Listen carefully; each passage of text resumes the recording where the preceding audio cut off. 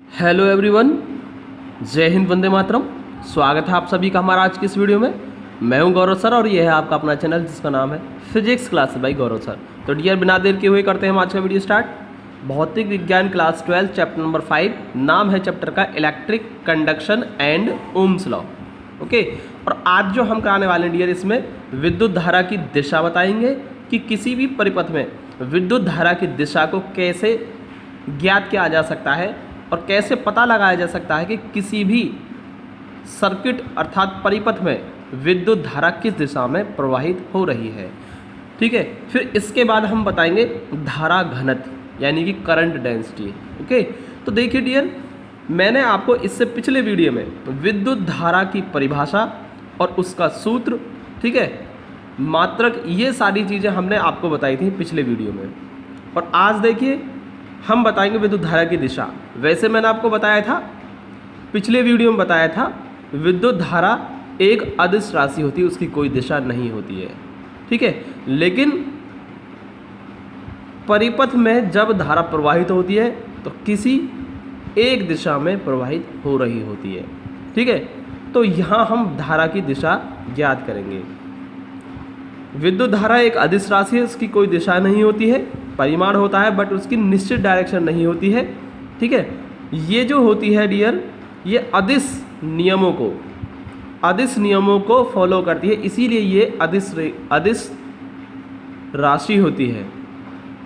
लेकिन परिपथ में इसकी फिर भी एक दिशा होती है। ठीक है डियर, तो ध्यान रखना विद्युत धारा की दिशा। और अगर आपने पिछला वीडियो नहीं देखा है हमारा, तो डिस्क्रिप्शन में उसका लिंक दिया हुआ है, आप वहाँ से क्लिक करके विद्युत धारा के बारे में विस्तार से सीख सकते हैं। तो आज हम स्टार्ट करेंगे सबसे पहले विद्युत धारा की दिशा। ठीक है डियर, उसके बाद बताएंगे धारा घनत्व। तो सबसे पहले हम स्टार्ट करते हैं विद्युत धारा की दिशा। आज पहले टॉपिक लेते हैं विद्युत धारा की दिशा।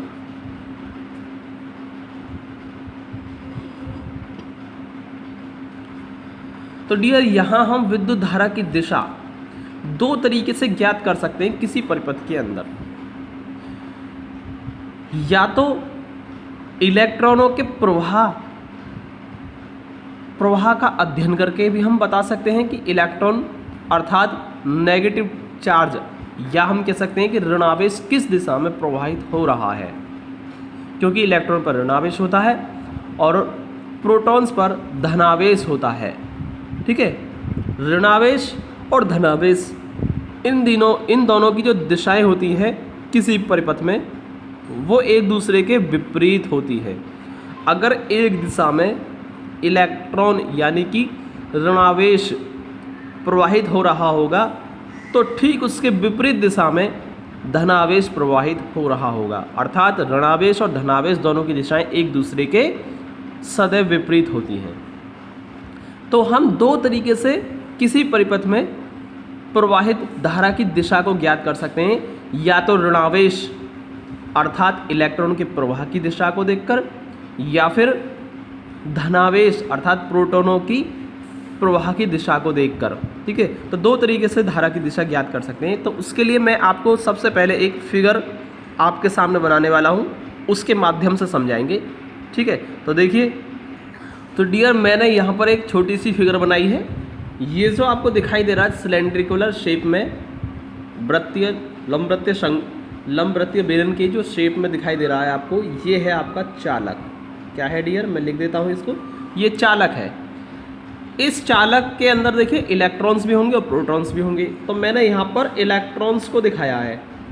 वैसे हम इलेक्ट्रॉन को ऐसे नहीं देख सकते हैं किसी चालक के अंदर, लेकिन फिर भी समझाने के लिए मैंने यहाँ पर इस तरीके से इलेक्ट्रॉन को प्रदर्शित कर दिया है, ताकि आपको अच्छा समझ में आ सके। वैसे हम इस तरीके से इलेक्ट्रॉनों को नहीं दिखा सकते किसी चालक के अंदर। ठीक है, लेकिन समझाने के लिए मैं आपको यहाँ पर शो कर देता हूँ। तो सपोज करें ये इलेक्ट्रॉन है, क्योंकि हर चालक के अंदर इलेक्ट्रॉन और प्रोटॉन और न्यूट्रॉन होते ही हैं, क्योंकि परमाणु होता है। ठीक है, कोई वस्तु परमाणु, छोटे छोटे परमाणु से मिलकर बनी होती है और परमाणुओं के अंदर ये सारी चीज़ें पाई जाती हैं। ठीक है, अर्थात किसी भी चालक के अंदर ये सब चीज़ें पाई जाएंगी। अब मैंने यहाँ पर एक V वोल्ट की बैटरी इनके सिरों पर अप्लाई कर दी है। यहाँ से पॉजिटिव टर्मिनल से कनेक्ट है तो यहाँ पर प्लस बन जाएगा, और ये नेगेटिव से कनेक्ट है तो ये नेगेटिव बन जाएगा इधर। अब देखिए यहाँ पर होगा क्या कि ये जो धन आवेश है, ये धन सिरा जो है, ये धन सिरा प्लस और इलेक्ट्रॉन है ये, इस पर कैसा आवेश होगा, ऋणात्मक आवेश होगा। तो धनावेश ऋणावेश को क्या करता है, हमेशा आकर्षित करता है। तो ये इस पर, इन इलेक्ट्रॉन पर इस दिशा में क्या लगाएगा, एक बल लगाएगा इस दिशा में। किस दिशा में, इस दिशा में। तो एक बल लगाएगा इस दिशा में, ठीक है, सभी इलेक्ट्रॉनों पर। ये धन सिरा। ठीक इसके विपरीत ये जो सिरा है ये ऋणात्मक सिरा है, ऋण सिरा। ऋण सिरा इलेक्ट्रॉन कैसे होते हैं, नेगेटिव होते हैं, और ये भी नेगेटिव। नेगेटिव सिरा, नेगेटिव पार्टिकल यानी इलेक्ट्रॉन्स पर क्या करेगा, प्रतिकर्षण का बल लगाएगा। तो प्रतिकर्षण का बल यानी कि इधर से धक्का लगाएगा इस दिशा में, इस दिशा की ओर, ऐसे करके धक्का लगाएगा इस पर। ये ऋण सिरा इन इलेक्ट्रॉन पर पीछे से धक्का मारेगा कि चल आगे को, ठीक है। तो यहाँ से इन पर जो लगेगा वो भी किधर लग रहा होगा, इसी दिशा में लग रहा होगा। तो यहाँ पर हम क्या देख रहे हैं, फाइनली हमने देखा कि धन सिरा इनको इधर की तरफ खींच रहा है और ऋण सिरा पीछे से धक्का मार रहा है, वो भी इसी दिशा में मार रहा है। तो देखिए कुल मिलाकर सारे के सारे इलेक्ट्रॉन ऋण सिरे से धन सिरे की ओर गति करने लग जाएंगे। तो इस तरीके से इलेक्ट्रॉन गति करना स्टार्ट कर देंगे चालक के अंदर, और इलेक्ट्रॉन जो चलेंगे वो इस तरीके से इस दिशा में इलेक्ट्रॉन चलना स्टार्ट कर देंगे ऐसे करके। तो इस पूरे सर्किट में इलेक्ट्रॉनों की दिशा कुछ इस तरीके से हो जाएगी। तो ये दिशा होगी इलेक्ट्रॉनों की। तो ये इलेक्ट्रॉनों की दिशा हो गई, किसी भी परिपथ के अंदर इलेक्ट्रॉनों की दिशा ये हो गई। और डियर याद रखना, इलेक्ट्रॉनों की दिशा के विपरीत दिशा में होती है धारा की दिशा। जिस दिशा में इलेक्ट्रॉन गति कर रहे होते हैं ठीक उसके विपरीत दिशा में होती है धारा की दिशा। अब डियर इलेक्ट्रॉन तो चल रहे हैं आपके इस तरीके से, यानी कि धन से निकलकर ऐसे चल रहे हैं इस तरीके से प्रवाहित हो रहे हैं इलेक्ट्रॉन। और इलेक्ट्रॉन के विपरीत क्या होती है, धारा की दिशा। जब इलेक्ट्रॉन ऐसे नीचे को जा रहे हैं तो धारा की दिशा क्या होनी चाहिए, धारा आई की दिशा ऊपर को होनी चाहिए। इसमें इलेक्ट्रॉन ऐसे जा रहा है और ऊपर की तरफ जा रहा है इलेक्ट्रॉन, तो धारा की दिशा क्या होती है, इसके विपरीत होती है, अर्थात इस तरीके से हो जाएगी। तो यहाँ से डियर हमने विद्युत धारा की दिशा दिखा दी। कैसे होगी विद्युत धारा की दिशा, इस तरीके से ऐसे। तो विद्युत धारा ऐसे प्रवाहित होगी इस परिपथ के अंदर। तो विद्युत धारा की हमने दिशा बता दी। तो कैसे बताते हैं विद्युत धारा की दिशा, हमेशा इलेक्ट्रॉनों के प्रवाह की दिशा के विपरीत दिशा में होती है। और विद्युत धारा की दिशा ये होगी, अब विद्युत धारा की दिशा इधर।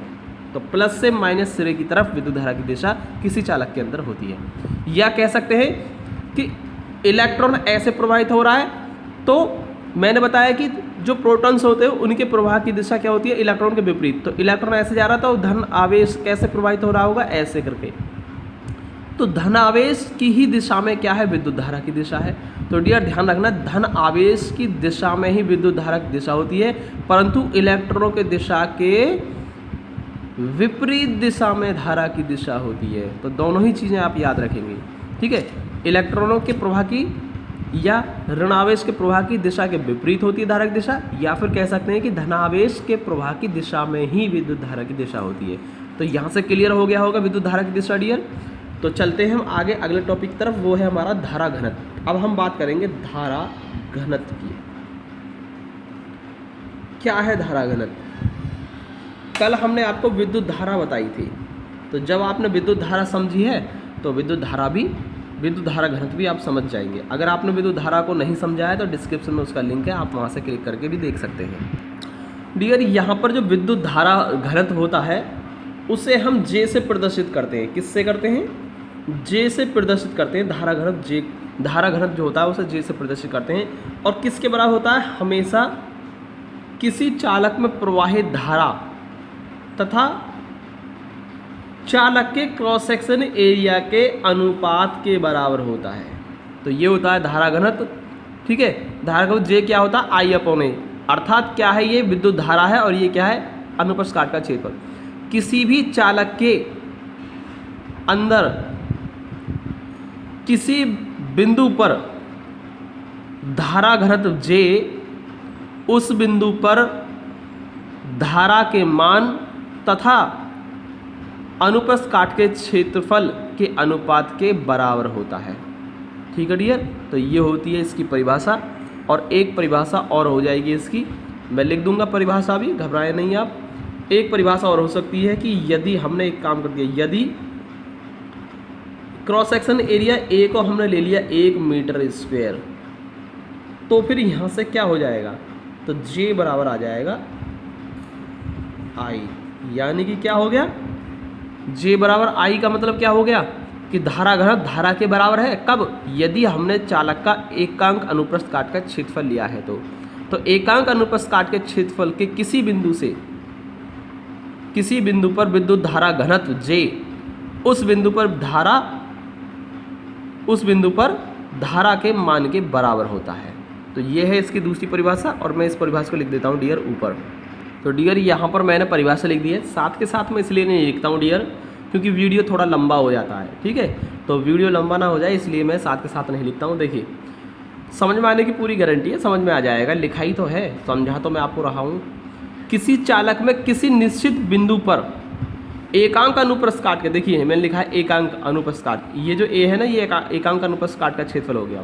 ठीक है, एकांक अनुप्रस्थ काट के क्षेत्रफल से होकर प्रवाहित विद्युत धारा को ही धारा घनत्व कहते हैं और इसे J से प्रदर्शित करते हैं। और देखिए डियर, यह क्या होती है, एक सदिश राशि होती है। पिछले वीडियो में आपको क्या बताया गया कि धारा एक अदिश राशि है, लेकिन धारा घनत्व एक सदिश राशि होती है। इस चीज़ का भी आप ध्यान रखेंगे। अच्छा, इसका मात्रक क्या होगा, देखिए हम लिखते हैं पहले इसका मात्रक क्या होगा इसका, धारा घनत्व J का मात्रक क्या होगा, धारा का मात्रक बटे क्षेत्रफल का मात्रक। धारा का मात्रक क्या होता है डियर, एम्पियर, और क्षेत्रफल का होता है मीटर स्क्वायर। ठीक है, यानी एम्पियर पर मीटर स्क्वायर। तो इसका मात्रक हो गया। इसका विमीय सूत्र और लिख दीजिए आप, विमीय सूत्र। तो डियर, विमीय सूत्र क्या होगा इसका, तो विमीय सूत्र कैसे लिखेंगे, I का विमीय सूत्र बटे A का विमीय सूत्र। अब धारा जो होती है I, इसका विमीय सूत्र क्या होता है, इसको तो एम्पियर ही लिखते हैं ना, एम्पियर, विद्युत धारा का मात्रक एम्पियर होता है, और क्षेत्रफल का मात्रक L2 होता है। तो यानी कि L की पावर -2 और A हो जाएगा इसका, ये होगा इसका विमीय सूत्र। ठीक है डियर, तो अगर वीडियो पसंद आया हो तो लाइक करें, चैनल को सब्सक्राइब जरूर कर लें। मिलते हैं अगले वीडियो में, तब तक के लिए जय हिंद, वंदे मातरम।